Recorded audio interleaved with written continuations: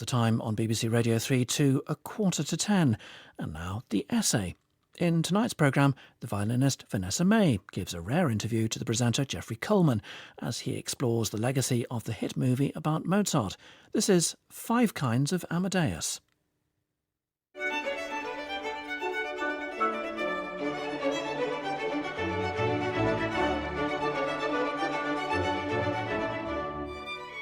What's it really like to be a musical prodigy, to have so much ability at such a young age? Mozart was 4 and playing the harpsichord, 5 when he composed music, and 7 when he first toured Europe as a virtuoso performer. I'm Geoffrey Colman, and in this series I examine the legacy of the film Amadeus 40 years after its first release.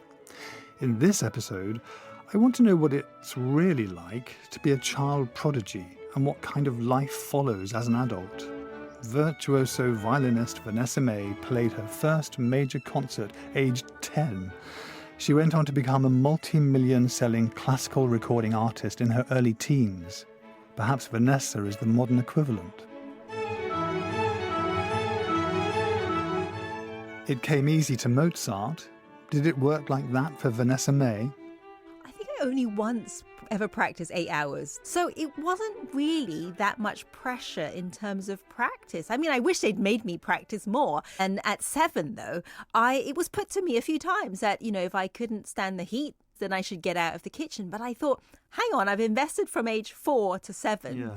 If I gave up now, it would be a big waste of my life. Looking back now, were you a prodigy kid who was just brilliant at technique? Or was there some sort of weird door opening on artistry at this point? Well, when I listen back to some of my early recordings, I feel like the technique could have been a lot better, to tell you the truth.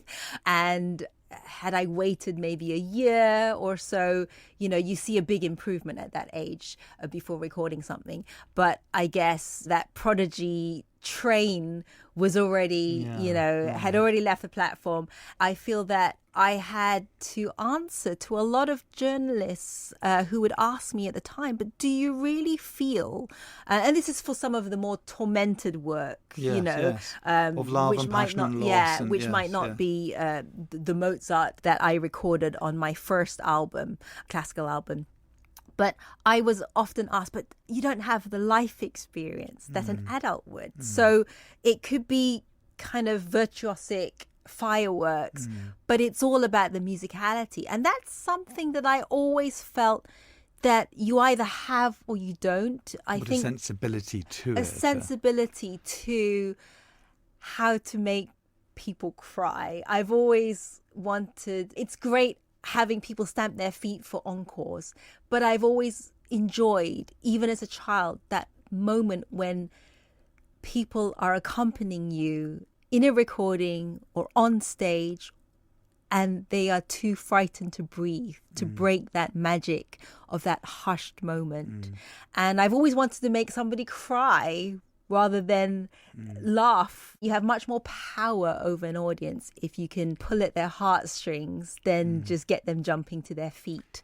And I felt that very early on. How are you measuring that in your journey into a piece? It's a page with a pile of dots on it. How do you translate that into the transcendent sphere that you describe?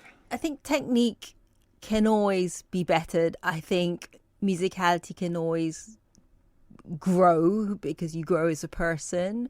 But I think imagination is a powerful tool. And when you're young, you're full of ideas and hope and expectation. And I actually think that is something far more powerful than having experienced it in real life. Yeah. Because in real life, you've experienced it, that moment has come and gone, and you are recapturing it. But when that moment has never come of love or heartbreak or turmoil or tragedy, I think the imagination of it is so powerful. And it doesn't mean that you're recycling what you've picked up from other performers or other ideas that you've heard. It's really your own potential to imagine. And to answer your question earlier, I think you do have to have a certain high level of technique to be able to then enjoy the message that you're putting across musically, because obviously if you can't even hold your bow without it trembling, you won't be able to convey what you're trying to convey. Technique can certainly be nurtured, but musicality is really more nature. People just assume that playing an instrument such as the violin, which is probably the most difficult instrument, is all about dexterity. It's actually about your ears. It's about what you want to achieve. So your ears need to be striving for something, but they also need to recognize when something needs minute, micro, milliseconds of adjustment. So I think really your ears are actually an even more important part than your fingers for playing something like the violin, because it's something that you need to know what you're looking for. And need to imagine sound as well as just hitting it with a finger. Or Exactly, yeah. In the film Amadeus, imagination is one of the most significant and broadly examined concepts. For Mozart, we see it as a basic, almost animal faculty that enabled the complex realization of his prodigy. For Salieri, the court composer driven mad by jealousy at Mozart's genius, it's his own awareness that he lacks such imagination which fosters his desire to destroy his rival. I asked Vanessa if she could see herself in how the film portrayed Mozart.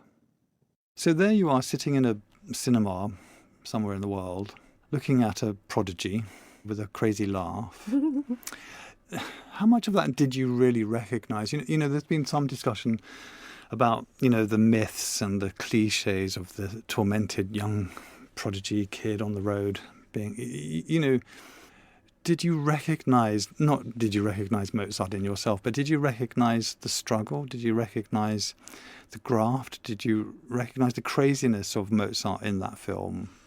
I think it comes. It's been 10 years since I actually last watched it, and I think I was practicing and watching it just after a ski race and then about to fly off somewhere, so I was a bit distracted. But forgive me if I'm wrong, and please correct me. But it felt like his abilities came easily. Is that correct? Is that how it comes across in the film? Yeah.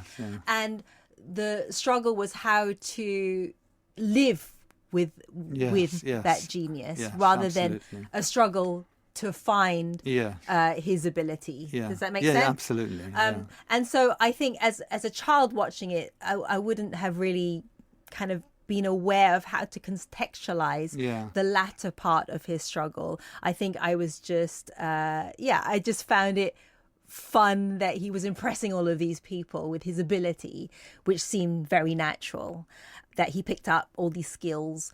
I don't know if they made... Sorry. Were you sitting there thinking, I'm a bit like that? Or did you not recognise that? Or, I mean, that's a big question, I know, but like a musician, a composer, there are similarities here. I think there's a distinction between Mozart and myself. I mean, he's a genius, bona fide genius. I was just a child prodigy, So I think there's a big distinction between somebody who's a great player and or a great composer, and that just elevates you to another, stratosphere entirely. What did strike me was not going off and showing off and all of that so much, but the Salieri figure in it. Often the villain, the antagonist, can be so much more interesting. And what struck you about What struck me about it? So when I went to master classes or whatever, sometimes I'd be like half the age of the people there. So they were really sweet and they'd sort of treat me like a kid sister. But in my head, I don't know what it was, when I was up there and it was my turn to be on the stage, at the masterclass, I would just imagine that everybody hated me. And were there hoping that I'd play my worst. Vanessa, how do you... I don't know. Nobody Nobody gave me that inkling. Not even my mother, who could put some very vicious thoughts in my head, even put that into my head. But I guess it's just a self-protection or just to manage expectations, you played in a realm of hate. Yes, and apparently you can achieve a lot more through love than hate, apparently. maybe subconsciously the Salieri figure lurking around in the background, being jealous and being envious, that might have had quite a big impact on me. And I mean, it surely was a big part of the film. I mean, Yeah. it said that was a fiction, though, I know. that relationship. But what you're identifying them with is this sense of what, jealousy, hate, sort of smallness compared to a... I think the thing about classical music is that there is much more competition in some aspect than, say, pop music, when you're creating your own original repertoire in pop, or, you know, if you are a classical composer creating your own original repertoire. It's different from just being a player who's basically the 1,000th person to record the same concerto of that composer. Yeah. So there's always that comparison element, which is unhealthy, but also healthy. Yes. Because it makes you, I mean, how would I have had idols if not for having heard their recordings and wishing one day as a child playing in the bathroom so I could pretend to myself that I was in a concert hall because of those boomy acoustics, pretend to myself that one day I could be a little bit like them.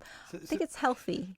Just as Mozart wanted to explore new avenues musically, Vanessa was attracted by innovative styles and a blend of the popular with classical. But like Mozart, she faced the challenge of her talent being mediated, managed by others. For Mozart, it was first his father, then his wife Constanza. Vanessa had her mother. Once, you know, my crossover career had taken off and I was selling and touring and recording, and it was just a treadmill of an album a year followed by a tour. Sometimes it would be a crossover tour hotly followed by a classical tour. So there'd be a lot of sort of flitting between repertoire to juggle, jump from electric violin, jump to classical violin. And I think at that stage my mother ordered me to stop skiing because she said if I died skiing, it would be a waste of all the time she'd invested in my career. Whereas if I was like, but hang on, I just I just delta glided, from a mountain to a frozen lake in front of an audience to play a show. This was in St. Moritz. How come that's not dangerous? And she was like, well, that's worth dying for because you've got an audience watching it. I was like, that's weird. I mean, surely it's kind of worth it to just die doing something you love. And so that was always hanging in the back of my head. Forgive me for being not able to keep up with you here. You're jumping off a mountain. Yeah, it was a tandem, so there was somebody with me. Oh, I that's wasn't all right totally, then. you know, I wasn't controlling the delta glider myself. Right. But so the stunt being you jump off a mountain and you arrive on an X marks the spot stadium. Yeah, more or less. So crossing our fingers, we whip land off there. your parachute, and lo and behold, there's a violin. Jump on stage on a frozen lake in St. Moritz, and that was the show. So But, yeah, it sounds like a show to me, and you did it, and it worked. yeah, I mean, freaking very, very cold fingers. It was winter, and you know, and the orchestra had to have like those fingerless mittens. That wasn't in the planning meeting, was it? Cold fingers. Yeah, they forgot to count for the fact that it would be a bit too cold to play a perfect show, but it was a good show, you know? Vanessa's account of Prodigy is sensational, but it's also a cautionary tale. When encountering greatness, is there a danger that we become guilty of dehumanizing the very thing that we elevate? I'm so struck by how Vanessa described that her incredible talent was, in effect, mediated by so many others. She couldn't just be. She had to become a version of herself, a version of her prodigy, constantly challenged by the countless tours, recitals and recordings required of her. Throughout Mozart's life, his genius was also mediated first by his father Leopold and then by his wife Constanza. And like Vanessa May, his genius was in the custody of others, and it could be said that in many ways is still in the custody of others. Schaffer's play and film being just one example of this. But does the film really do Mozart the human being justice? In the next episode of 5 Kinds of Amadeus, are we talking with Dame Jane Glover, the distinguished conductor and self-confessed Mozartian, to find out. 5 Kinds of Amadeus is presented by Geoffrey Colman and produced by Jonathan Brunett. On FM, on digital and on your smart speaker, this is BBC Radio 3. This Tuesday evening, the time is now 10 o'clock. Hello and welcome to Radio 3's Night Tracks.